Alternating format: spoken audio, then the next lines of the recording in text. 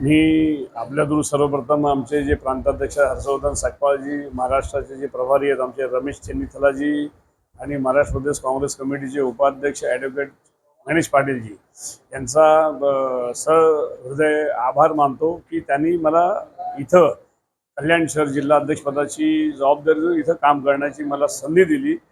येणाऱ्या काळामध्ये काँग्रेस पक्षातले जे तळागाळातले जे कार्यकर्ते आहेत आणि जे काही नाराज होऊन पक्षामध्ये काही येत नसतील किंवा दुसरीकडे गेले असतील त्या सगळ्यांशी चर्चा करून काही लोकांचे मला फोन पण आले, तर ते परत येण्याच्या मार्गावर पण आहेत।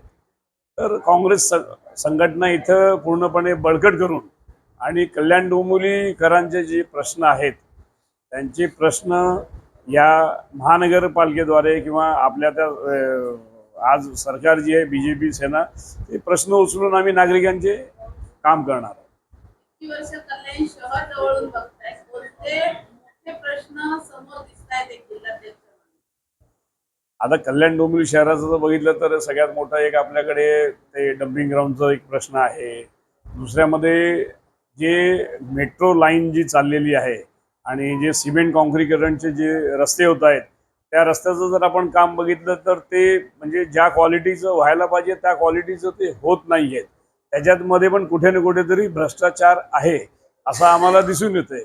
आणि लोकांच्या ज्या मूलभूत सुविधा आहेत जसं इथं सुशोभित गार्डन पाहिजे, कल्याण डोंबिवलीकरांना खेळण्याचे मैदान पाहिजेत, नानी पार्क पाहिजे, या छोट्या छोट्या गोष्टीत पण तिथं काही लक्ष देता न देता फक्त या बीजेपी सेना यांचे जे लीडर आहेत आणि यांची जी सत्ता आहे फक्त ते होर्डिंगद्वारे फक्त मोठ्या मोठ्या घोषणा करतात। 450 कोटी आले, एवढे कोटी आले, पण एवढे कोटी जर या महानगरपालिकेत आले असते तर कल्याण डोंबिवली महानगरपालिका ही मुंबईपेक्षाही सुंदर महानगरपालिका झाली असते।